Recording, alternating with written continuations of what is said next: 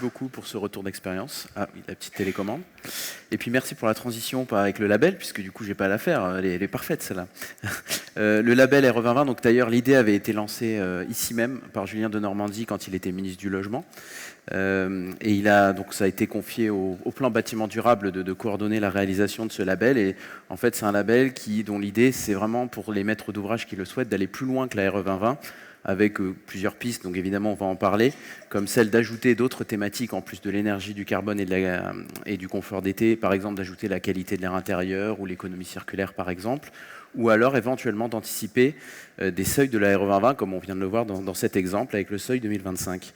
Et donc pour évoquer ce sujet, j'appelle à me rejoindre sur scène Philippe Pelletier, président du plan bâtiment durable, Julien Hans, directeur énergie-environnement du CSTB, et Nathalie Chang, qu'on a le plaisir de retrouver, directrice associée du BET Tribu Énergie.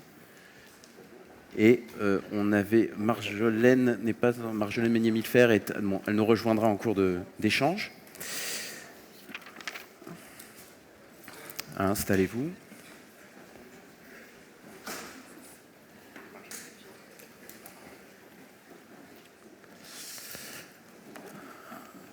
Pour poser les échanges, je vais... alors déjà, on vient d'avoir M. Le Bagné, qui est un acteur de terrain, qui nous disait qu'il y avait besoin d'un label. On vient de faire une petite enquête expert Tribu Énergie pour Energy Meeting sur ce point. Et il en ressort qu'une grande majorité des prescripteurs, donc maîtres d'ouvrage et maîtres d'œuvre, une grande majorité, 77%, se disent favorables à la création d'un label d'État. Donc c'est quand même un signe qu'il y a un vrai besoin.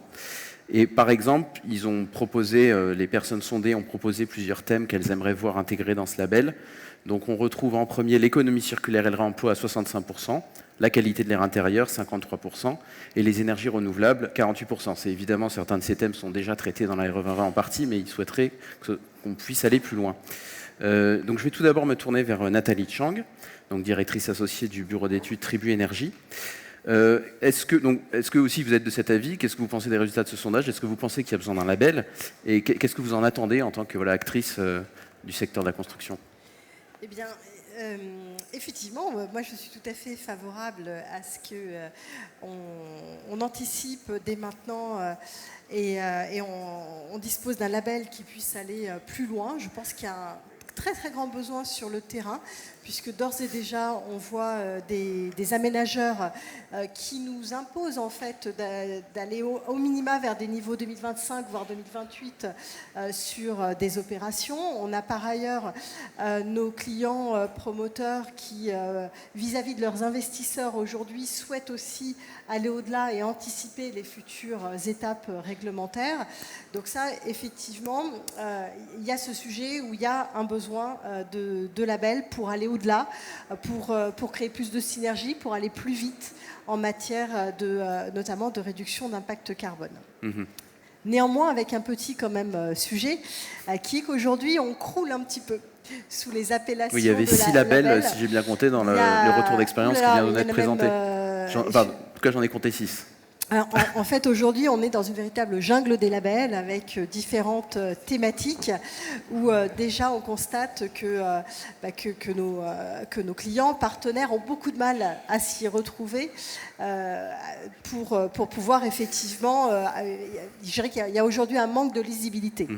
Donc je pense qu'un des enjeux aussi de ce futur label, c'est d'harmoniser tout ça, d'avoir une lecture beaucoup plus simplifiée. Mmh. Oui, et ce que vous me disiez aussi, c'est que vous aimeriez bien qu'il y ait une espèce de choix de plusieurs thématiques dans ce label qui permettent à chaque acteur de dire, voilà, moi sur tel projet, j'ai besoin de ça, un peu... Oui, je dirais, une sorte de DPE amélioré, on n'a peut-être pas besoin d'avoir une couche supplémentaire avec une nouvelle appellation qui viendrait encore rajouter effectivement un macaron, mais on a un besoin quand même de labels pour aller vers les bâtiments énergie positive. Moi, c'est quelque chose que je vois sur le terrain, sur nos opérations. La plupart des gens nous disent, mais au fait, la RE 2020, ça ne devait pas être des bâtiments énergie positive. Il est où ce label qui nous permet d'aller très très loin en matière de performance énergétique? Et le deuxième sujet, c'est effectivement, comme on a des macarons de toutes parts, sans toujours de passerelles les uns avec les autres, je pense que ce qu'on a besoin, c'est d'un décodage, peut-être d'une étiquette qui nous permet d'avoir une lisibilité beaucoup plus claire en fonction des thématiques qui sont abordées. Je ne sais pas, un nombre d'étoiles par thématique ou autre, mais qui nous permettrait d'avoir effectivement une vision, qui permettrait en tout cas aux futurs usagers d'avoir une vision plus globale de l'ensemble de la performance environnementale du bâtiment. Très bien, je vous remercie. Philippe Pelletier, vous êtes président du plan bâtiment durable. Le gouvernement vous a chargé de coordonner la création de ce label. Est-ce que vous pourriez, s'il vous plaît, nous faire un point d'avancement des travaux sur ce label? Oui, tout à fait. Peut-être réagir à l'étude d'experts et puis à ce qui vient d'être dit. Tout à fait. Je commence par vous rappeler pourquoi est-ce qu'on est en train, immédiatement après une réglementation, à penser une marche de plus à travers un label. C'est tout simplement que entre la réglementation environnementale qu'on vient de vous présenter et celle qu'il y a 2 ans, 3 ans, un peu plus même, nous avions imaginé, la réglementation n'embrasse qu'une partie des sujets environnementaux qu'on imaginait d'y loger.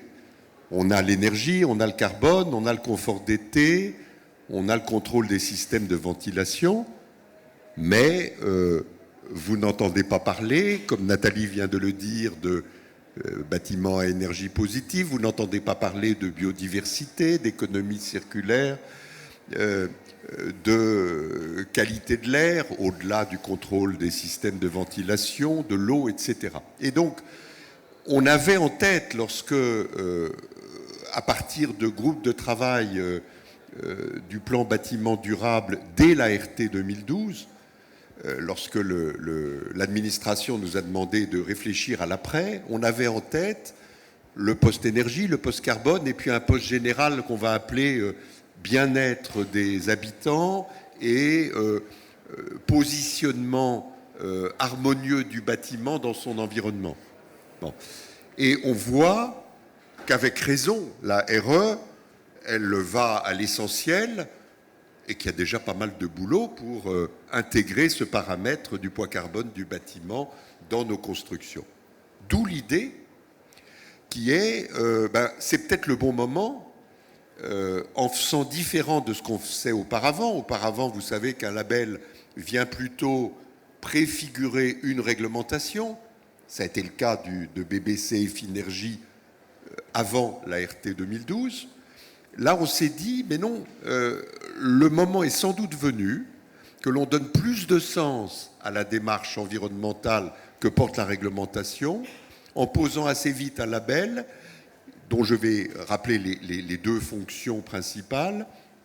Et si on dit cela, c'est pour accroître évidemment la dimension environnementale des constructions et la prise en charge du bien-être des occupants, mais c'est aussi parce qu'on pense, alors moi c'est une conviction que j'ai aujourd'hui, que vous tous, vous êtes mûrs, comme le montrait le sondage tout à l'heure, vous êtes mûrs pour rentrer dans ce processus.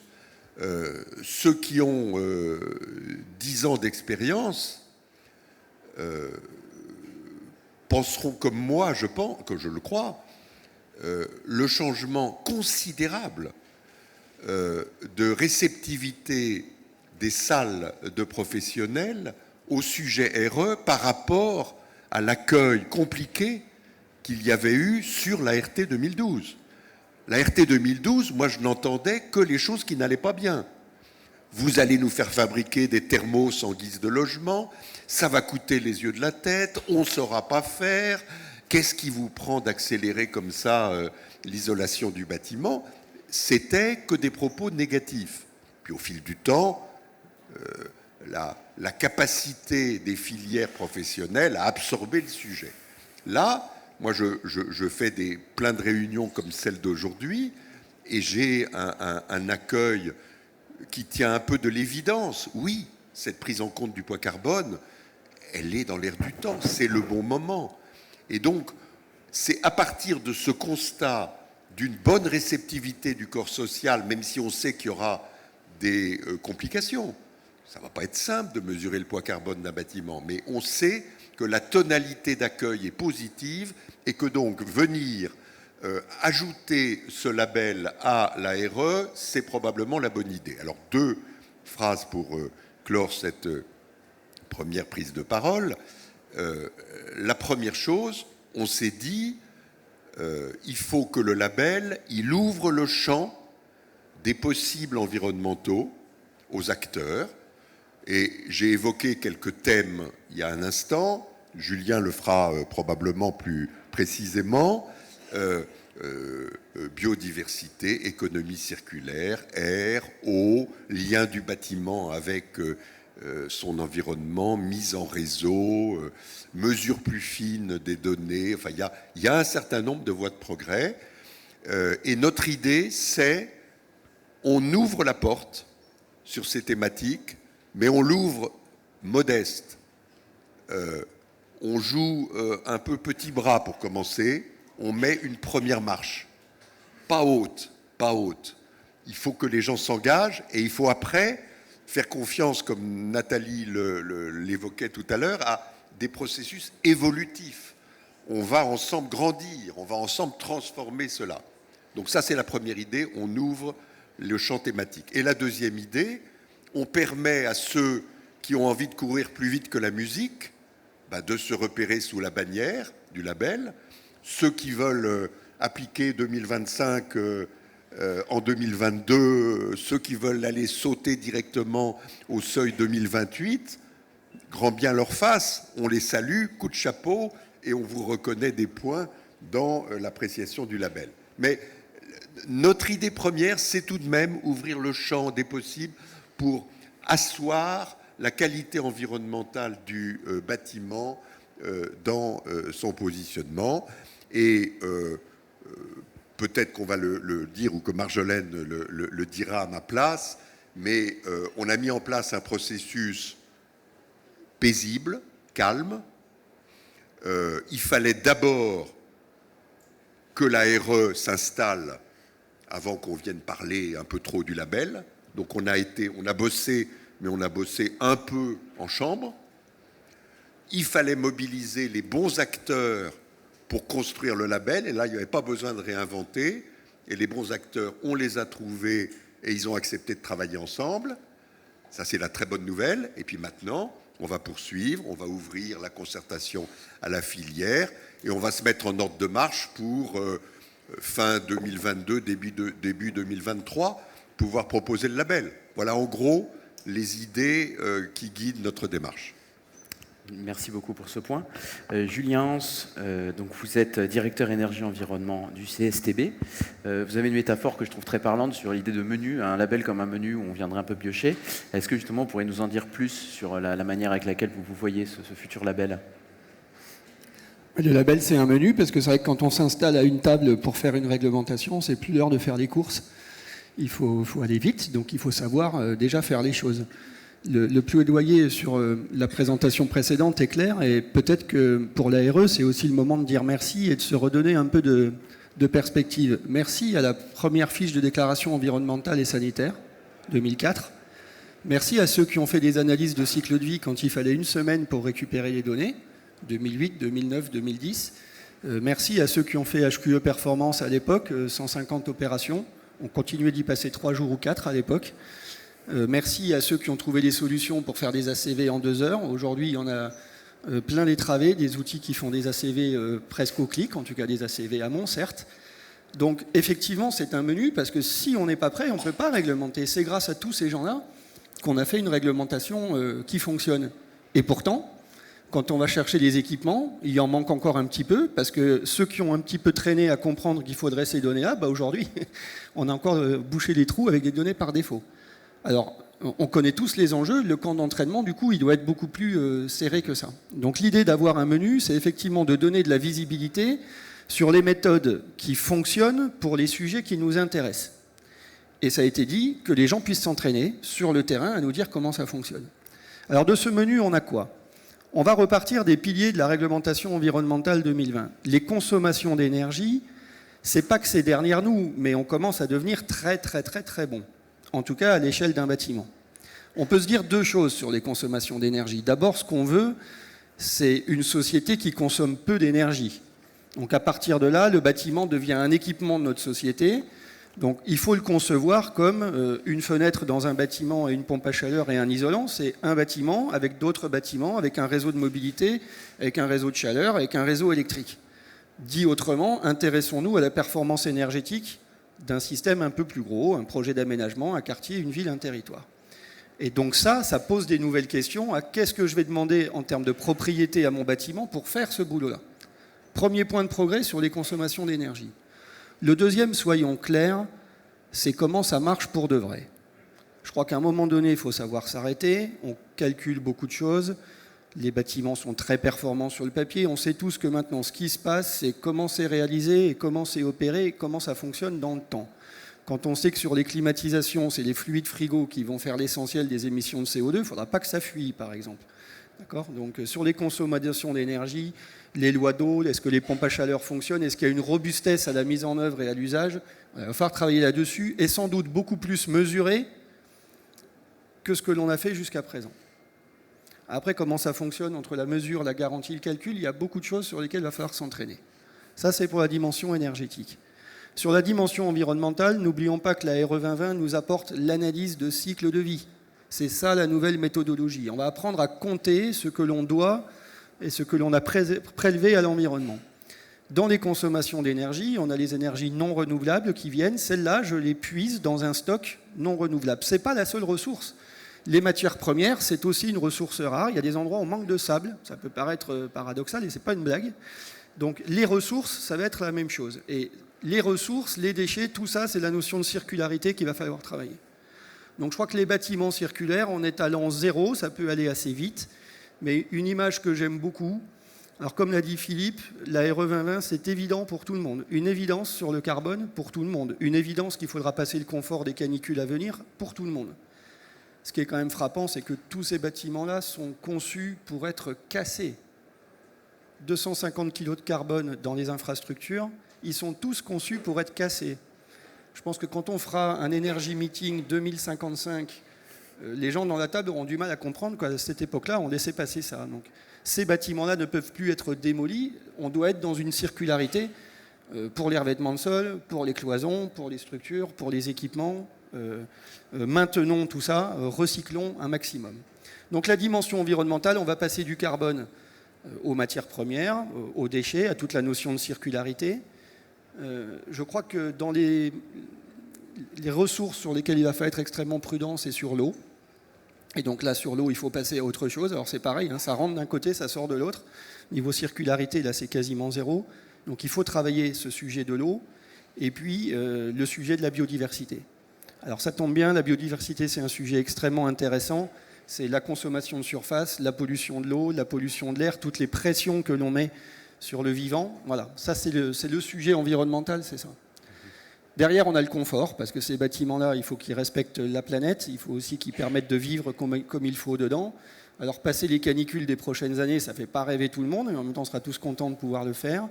La question, c'est la qualité d'air au sens large et le confort. Et là, il me semble aussi qu'intuitivement, on peut se dire que la solution n'est pas le calcul, mais la solution, c'est beaucoup plus de mesurer ce qui se passe en temps réel dans nos bâtiments, et puis on corrigera ce qu'il faut corriger au fur et à mesure. Voilà un peu, pardonnez-moi d'avoir été un peu long, ce que l'on peut imaginer être le menu, mais il peut aussi y avoir des surprises et des nouveaux sujets, mais je crois qu'on commence à être assez confortable sur quels sont les enjeux. Avec cette idée en filigrane, si je vous comprends bien, que ce label, c'est aussi peut-être la préfiguration de la RE 2032, enfin bon, la suivante, quoi. Peut-être. Non mais soyons clairs, c'est pour ça que cette idée de menu doit nous parler. C'est que je crois qu'à un moment donné, quand on décide d'accélérer sur un sujet et de dire c'est plus juste pour les quelques leaders, ou c'est plus juste pour ceux qui ont accepté d'être dans les camps d'entraînement à faire les choses, si c'est pour tout le monde, il faut quand même être précis, il faut quand même que les choses fonctionnent. Je ne vois pas comment ça pourrait être autrement. Parce que réglementer sur un sujet que personne n'aurait expérimenté ou que ce soit avant, c'est pas possible. Ensuite vient la question posée par Nathalie qui est fondamentale, mais je crois que c'est Marjolaine en parlera. Il faut qu'on apprenne à faire les choses ensemble. Cette dimension collective, elle est fondamentale. Il y a des initiatives partout sur les territoires. Il y a des gens qui ont envie de tester partout. Il faut qu'on teste ce menu-là ensemble. Il faut qu'on le goûte. Il faut qu'on sache si c'est bon. Il faut qu'on sache si on peut le massifier. Si on ne vérifie pas ça ensemble, on aura toujours, et pardonnez-moi d'insister sur la manière dont ça s'est passé dans l'histoire, on s'est tapé dessus sur l'analyse de cycle de vie. Il faut se rendre compte de ça. On s'est tapé dessus pour des détails méthodologiques qui n'ont aucun sens aujourd'hui. Ils ont un sens, hein, scientifiquement, on avait peut-être raison, mais il n'y a pas la place là pour se taper dessus, pour savoir comment on va mesurer la qualité d'air ou comment on va prendre en compte la circularité. Il faut juste le faire en réalité. Merci. Marjolaine Meunier-Millefert, donc bonjour. Vous êtes Bonjour. députée de l'Isère et présidente de l'Alliance HQE-GBC. Donc voilà, est-ce que vous pouvez un peu rentrer dans la maîtrise d'œuvre, si j'ose dire, de ce label RE 2020 dans lequel vous êtes impliquée? Avec plaisir, en vous présentant d'abord mes excuses, mon petit retard. Voilà, le train était pas si fiable que ça. Alors oui, pour comment ça s'est déroulé et le rôle que l'Alliance HQE, notamment donc, que je représente ce matin, et puis Effinergie, et puis les réseaux bâtiments durables va pouvoir jouer dans ce rôle de GIE. Ce GIE, vous en avez peut-être entendu parler un peu comme une rumeur, c'est l'idée d'un groupement d'intérêt écologique. Et ça reprend un petit peu ce que vient de dire Julien, l'idée de groupement d'intérêt écologique. On se regroupe pour l'intérêt écologique en disant qu'on a tous nos spécificités. Et puis d'ailleurs, on n'est pas les seuls à avoir des spécificités et des identités. Mais on se dit qu'il faut aujourd'hui qu'on joue collectif. Et donc c'est comme ça qu'on s'est rapprochés au moment de la concertation qui a été pilotée par le plan bâtiment durable à la demande de la ministre, qui était de dire, bon, voilà, aujourd'hui, on a un état des lieux. Le plan bâtiment durable a fait un remarquable travail avec notamment Jean-Christophe Buzy qui a fait un boulot remarquable et puis tous d'autres sur ce sujet-là, de faire remonter toutes les idées qu'il y avait en mode brainstorming léger, agile. Ça a permis j'ai envie de dire, de faire une grosse maille de à quoi ça pouvait ressembler ce label RE 2020. Au moment où on parlait du label RE 2020, la toute première idée, c'était de se dire, est-ce qu'il faut pouvoir avoir un label qui dira qu'on ira plus vite que simplement sur les mêmes périmètres que la RE 2020, mais simplement plus vite et les étapes d'après. Enfin, je crois qu'assez vite, ça a été abandonné comme idée en se disant que ça n'avait pas vraiment de sens et qu'il y avait beaucoup plus à faire sur tous ces autres sujets à explorer, dans lesquels il y avait beaucoup d'énergie qui existait, beaucoup de choses qui étaient faites dans les différents territoires par différents innovateurs de différents ordres, parfois territoriaux, parfois des organisations, parfois des associations, enfin de toutes sortes, qui expérimentaient sur ces différents sujets. Avec la difficulté que c'était un petit peu éparpillé, qu'on avait plein d'informations, mais qu'on n'arrivait pas encore à se converger sur une méthodologie commune. Et la question, c'était, est-ce qu'il faut qu'on ait un label unique qui vienne écraser tous les labels existants? Parce que les territoires nous disaient, enfin vous êtes gentils, mais dans les territoires, quand on a une commande sur un marché public, c'est le jeu des 7 familles. Alors je veux le label machin, plus le label machin, plus le label machin, puis si je peux en avoir un quatrième en plus, ce serait parfait. Et puis ça crée un petit peu de contresens. Parfois, ça peut créer un petit peu de surqualité ou de surempilement. On n'aime pas trop le surempilement quand on essaye de bâtir quand même à la fois avec une qualité recherchée, mais avec quand même un meilleur coût. On a un peu du mal, du coup, à avoir ces empilements sans coordination. Donc, on se dit, voilà, comment est-ce qu'il faut travailler? Est-ce qu'il faut, à ce moment-là, fusionner tous les labels? Et typiquement, ça voudrait dire fusionner toutes les organisations qui fabriquent des labels pour en faire un seul. On s'est dit, c'est pas une bonne idée, parce que si on fait ça, on va juste s'écraser pour aller chercher le plus petit dénominateur commun entre nous tous. Alors ça marcherait peut-être pour créer de la coordination à l'instant T, mais par contre, on flinguerait à peu près toutes nos capacités d'innovation et toutes nos capacités à aller chercher le plus loin. Parce que chacun d'entre nous et chacune de nos organisations, et encore une fois, chacune des associations, y compris celles qui ne sont pas citées parmi les premiers qui se sont réunis dans le tour de table. À l'époque, on était 4, il y avait BBCA, il y avait HQE, il y avait Effinergie et puis il y avait le réseau bâtiment durable. Et il y en a bien d'autres qui travaillent sur bien d'autres sujets. Mais à l'origine, nous, quand on s'est réunis, on était 4. Et quand on s'est dit ça, on s'est dit, bah non, on veut conserver nos spécificités parce qu'on a du sens avec chacun nos histoires et nos domaines d'expertise et nos volontés d'aller plus loin dans nos domaines. Mais en même temps, oui, c'est vrai, il faut qu'on trouve une manière de se coordonner pour rendre la vie finalement du bâtir durable dans les territoires plus facile, plus coordonné et puis enfin plus massifiable. Parce que le but du jeu de ces expérimentations, c'est pas qu'elles restent des expérimentations pour quelques-uns. Le but, c'est pas que ça touche 5% de la population, des gens super dont on peut les applaudir, mais qui restent 5%. Le but du jeu, c'est bien qu'à la fin, ça fasse effet boule de neige et ces expérimentations, elles nourrissent le savoir-faire collectif pour qu'à la fin, ce qui est innovation en un instant T devienne savoir collectif et règle pour tous à terme. Et le but, c'est pas de le faire non plus dans la douleur avec des effets de bascule brutale, mais le but, c'est de le faire dans une progressivité au moment où on se dit, bah voilà, entre-temps, on a fait assez d'expérimentations à différents endroits, il y a assez de gens qui se sont appropriés les sujets, qui en plus parlent le même langage, qui du coup utilisent les mêmes critères, les mêmes manières de voir les mêmes sujets et de partager. Et donc, à la fin, quand ce sera le moment effectivement de massifier à tous, on sera capable de le faire parce qu'on aura, mettons, 30-40% des gens dans le territoire qui auront expérimenté selon les mêmes modèles.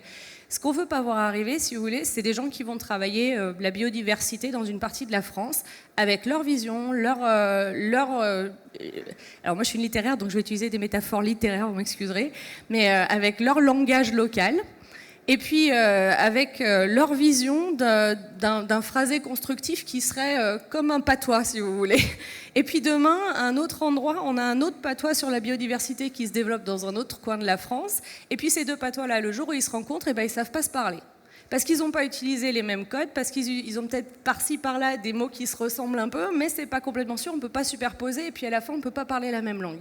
Donc le but du GIE, dans sa méthode, parce qu'aujourd'hui on est encore en train de la fonder, cette boutique, son objectif c'est d'être un lieu de concertation permanent, d'être un endroit où pourront participer tous ceux qui le veulent. Donc c'est pas une boutique fermée, on n'est pas dans une logique, on était 4 démarrages, BBC a pris un peu de recul, on espère bien qu'ils reviendront autour de la table avant la fin de l'aventure, et que beaucoup d'autres nous rejoindront pour ce qui est des organisations qui portent des labels.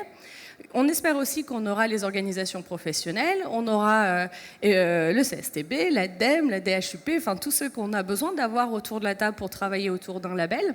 Et puis l'objectif, c'est de concrètement regarder comment on crée cette gouvernance pour avoir un dialogue qui soit, comme l'a dit Philippe, apaisé dans le temps. Parce qu'on sait bien qu'on ne va pas régler tous les problèmes tout de suite. Et on a bien vu au moment de la RE 2020 que les discussions, elles se tendent sur les derniers millimètres, sur le moment où on met la virgule. On la met ici ou on la met là? C'est quoi le sujet?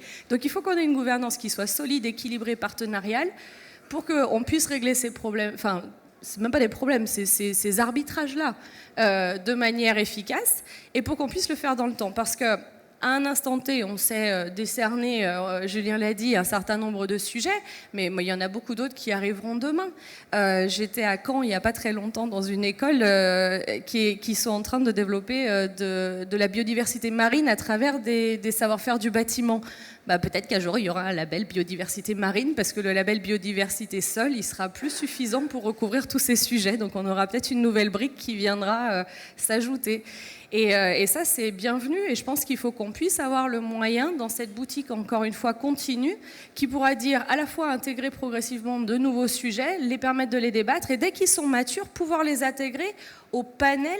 Finalement, moi j'appelle ça des briques de vocabulaire, comme je suis une littéraire. Comme je me dis qu'on écrit, l'objectif, on essaye de créer une grammaire commune, donc pas des patois locaux, mais une grammaire commune. On a des briques de vocabulaire qui sont toutes ces thématiques qu'on réfléchit. Et puis ces briques de vocabulaire, elles vont permettre aux élus locaux de faire un phrasé politique constructif. Parce qu'aujourd'hui, les élus locaux, ils ont besoin de dire dans mon territoire, moi, les sujets qui m'intéressent pour mes habitants, c'est cette thématique, cette thématique, cette thématique. Eh bien, ils doivent pouvoir choisir à la carte, avec cette grammaire commune, avec les briques de vocabulaire qu'ils auront choisies, leur phrasé constructif, parce qu'il aura du sens dans leur territoire pour leurs habitants, parce que c'est ça qu'on souhaite. Et après, si cette langue-là, elle pouvait s'exporter dans d'autres endroits, parce qu'il y a d'autres endroits du monde où on aura des savoir-faire qui seront peut-être à mélanger, peut-être qu'on aura des traducteurs internationaux pour ce qu'on saura faire dans nos labels à nous. Très bien, merci. Nathalie Chang, est-ce que ça vous paraît peut-être pas satisfaisant, c'est pas forcément comme ça qu'il faut le dire, mais par rapport à vos questions que vous posez, est-ce que ça semble répondre? Parfaitement. Parfaitement. Ah oui. J'espère. Très bien, monsieur Pelletier. Hier, lorsque l'État se mêlait de toucher à un label, il y avait deux méthodes.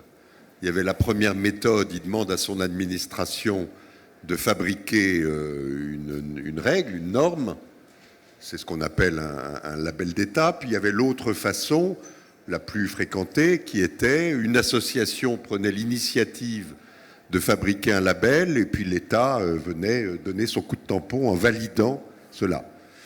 Et bien, ce qu'on fait ici, c'est une troisième voie. C'est quelque chose donc de nouveau et moi dans lequel je mets beaucoup d'espoir.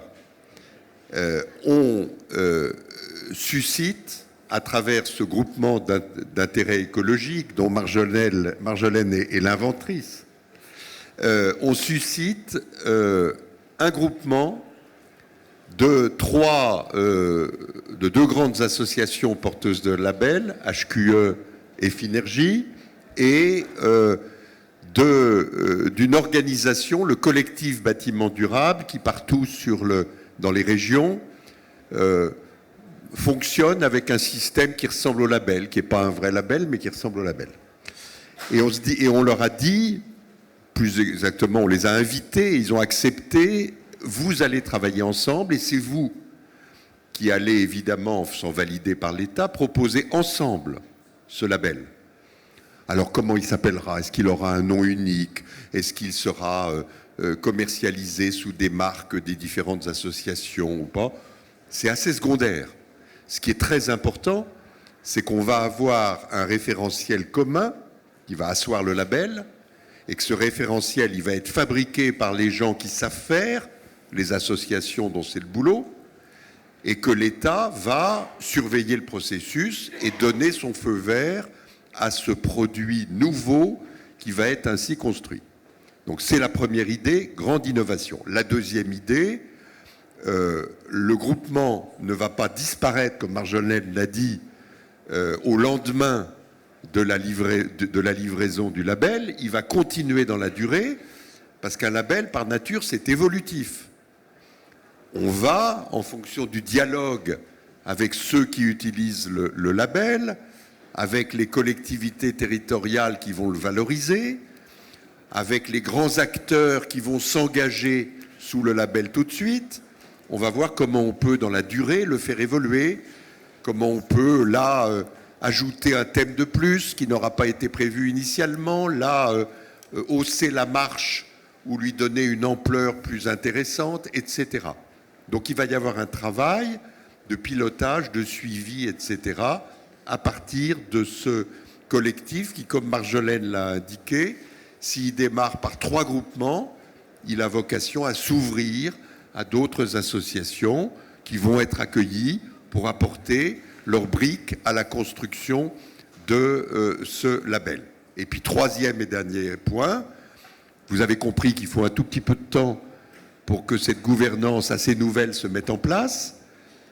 Pour le moment, c'est dans le dialogue entre l'administration et les 3 organisations. Quels moyens, comment on va travailler, qui est-ce qu'on va mettre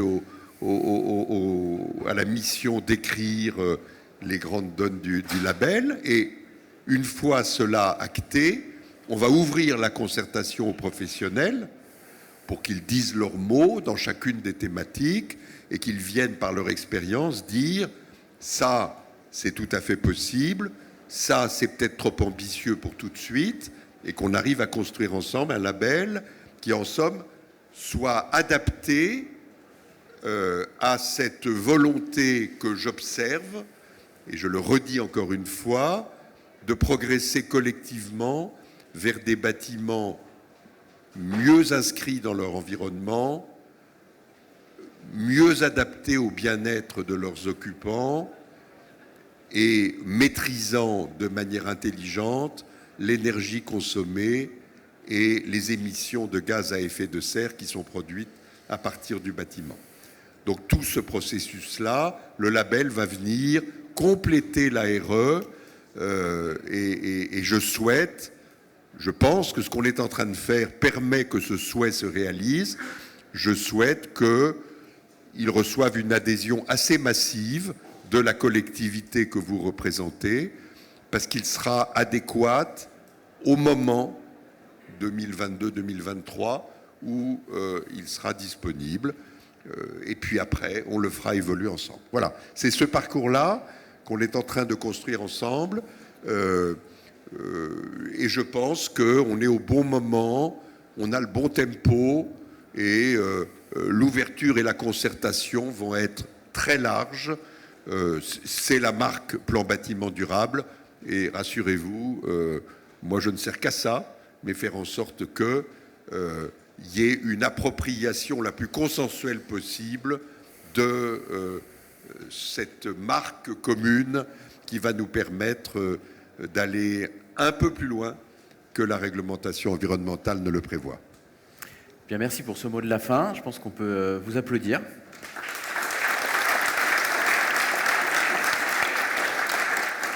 Alors, on a 1 ou 2 minutes peut-être. S'il y a 1 ou 2 questions pour l'un ou l'une de nos intervenants, peut-être, monsieur.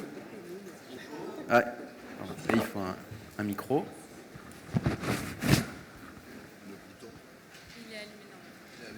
Bonjour à tous. Donc il était temps, je pense, qu'on rattrape notre retard par rapport à certains de vos voisins européens, je pense à l'Allemagne ou l'Autriche avec le Fort Albert, sur le développement durable. En revanche, pour arriver à ce que ces actions aient une vraie réalité, il faudrait que les moyens financiers mis en face sur le coût construction et le coût des honoraires deviennent réalistes. Ce qui aujourd'hui n'est pas le cas. Hein. Il y a une décorrélation complète entre le niveau des honoraires qui sont nécessaires pour parvenir à ce type de performance et ceux qui sont pratiqués. Alors, moi, je réponds juste un mot. Après, je vais devoir filer très vite sur une autre table ronde. Voilà, donc, ça aurait été coup de vent à l'aller, coup de vent au retour. Mais je voulais simplement dire en préambule, et ensuite, Julien, j'imagine, complétera, qu'en fait, je trouve qu'il ne faut pas qu'on commence en disant il faut qu'on rattrape notre retard par rapport à nos voisins. Parce que sur la RE 2020, moi, je veux le rappeler, et j'étais à la COP26 pour le dire, en France, on a la réglementation environnementale la plus ambitieuse du monde en termes de carbone. Et c'est vraiment, vraiment, vraiment pas une mince affaire. Et là-dessus, franchement, n'ayons pas la France honteuse. On a toujours notre côté à dire. C'est très français, on est très comme ça à se dire. Alors, on a fait 99,9% du chemin, mais comme il nous reste un petit pourcent à aller chercher, il faut qu'on focalise sur le pourcent qui reste à aller chercher. C'est ce qui nous rend pugnace pour aller chercher toujours mieux, mais quand même, disons-le, soyons fiers de nous aussi, parce que sans ça, je pense qu'on risque de démotiver des gens qui vont penser qu'on leur demande de faire toujours plus et toujours plus loin, à un rythme où à la fin ils disent attendez, on fait sans arrêt, on déplace des montagnes, et dès qu'on a déplacé une montagne, en fait on nous donne un nouvel Everest. Donc ça, c'était mon premier petit préambule en disant non, soyons fiers quand même, et puis ensuite oui, sur certains aspects ils sont peut-être en avance, et tant mieux, ça va nous inspirer à faire encore mieux. Et merci à tous et bonne journée. Les honoraires, je pense que il faut aussi qu'on fasse confiance aux chiffres tels qu'ils sont. Ça fait 15 ans que j'ai en tête cette série du 1, 5, 200. 1 euro pour construire le bâtiment, 5 euros pour l'exploiter, 200 euros de flux financiers qui vont passer dedans en salaire pour les bureaux, par exemple. Hein. Bon, à un moment donné, c'est pas que de la théorie, tout ça. Hein. Si on veut que les gens soient bien dans leur bâtiment, qu'ils soient plus performants si c'est du bureau, ou plus heureux ou en meilleure santé s'il s'agit de logement, je crois qu'effectivement, il faut poser ça sur la table. Mais je rejoins surtout sur l'idée du retard. Philippe le disait très bien, la RT 2012 s'est presque fait contre les acteurs. On est en train de casser une dynamique. La RE se fait avec tout le monde, même s'il y a des appréhensions. Moi, je crois beaucoup qu'il y a la place pour croire vraiment un business favorable à faire des bons bâtiments. Mais peut-être que ça passe par arrêter de signer, à un moment donné, des contrats dont on estime qu'ils ne sont pas à la hauteur de ce qu'il faut faire. À un moment donné, c'est peut-être une prophétie autoréalisatrice, mais il faut arrêter de signer. Si c'est ça qu'on veut faire, il faut dire qu'on ne veut plus construire ces bâtiments-là.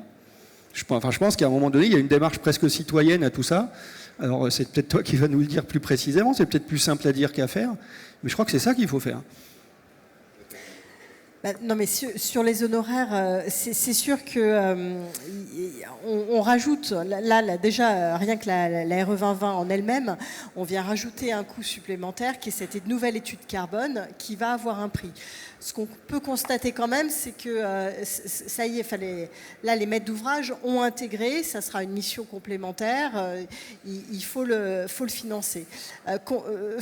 Concernant les labels, on en fait déjà. En fait, ça fait 20 ans qu'on fait des opérations labellisées pour lesquelles on arrive quand même à valoriser un minimum d'honoraires pour pouvoir faire du travail. Donc après, effectivement, il y a plein de sujets et surtout un sujet de trouver ce bon compromis pour avoir suffisamment d'honoraires sur l'ensemble de l'équipe pour vraiment créer cette synergie.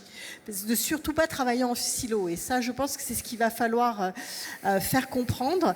Après, il y a des missions dont on n'a pas parlé, mais qui, pour moi, sont fondamentales. Tu parlais d'avoir des résultats. C'est le commissionnement des installations techniques, qui est une mission qui coûte cher, mais qui, elle, est fondamentale pour avoir les vrais résultats in fine. Donc il y a un moment, il faut comprendre qu'effectivement, quand on veut de la qualité, il va falloir mettre des sous sur à toutes les étapes. Ah oui, donc deuxième question, et puis après on conclura. Bon, oui, madame. Bonjour.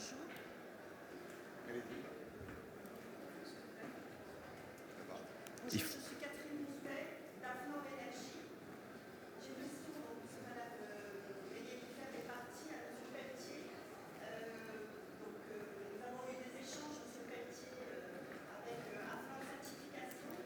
Et donc une contribution importante de plusieurs acteurs dans les groupes de travail. Et la question est, est-ce que justement pour gagner du temps, est-ce que tout ce travail qui a été réalisé déjà pendant un certain nombre de mois au sein de groupes de travail sur la première ébauche de label va-t-il être utilisé par ce groupe, par ce nouveau GIE? Je crois que Marjolaine a été claire, la boutique elle est ouverte et clairement on n'a pas prévu d'inventer des choses si des choses existantes sont à considérer. Donc les brins d'ADN du GIE, je crois que c'est l'ouverture et la capitalisation sur ce qui marche déjà bien. Donc en répondant de manière très générique, j'espère vous rassurer sur ce point. Il y a eu plusieurs groupes de travail déjà qui ont travaillé sur une ébauche de label. Il y a eu une consultation nationale. Il y a eu des groupes méthodologiques, ouais, sur les différents points, mais encore une fois, c'était aussi pour qu'on puisse savoir ce qu'on pouvait mettre au menu. Donc pour l'instant, c'était une première étape. Le vrai travail commence. Merci de nous en informer. Eh bien, merci une nouvelle fois à nos intervenants. Et puis, à présent, on a une pause d'1 heure avec la reprise des débats ici à 11h30. Je vous rappelle également, évidemment, il y a tout le salon, les stands, et également une salle qui traite de la rénovation au premier étage. À tout à l'heure. Merci.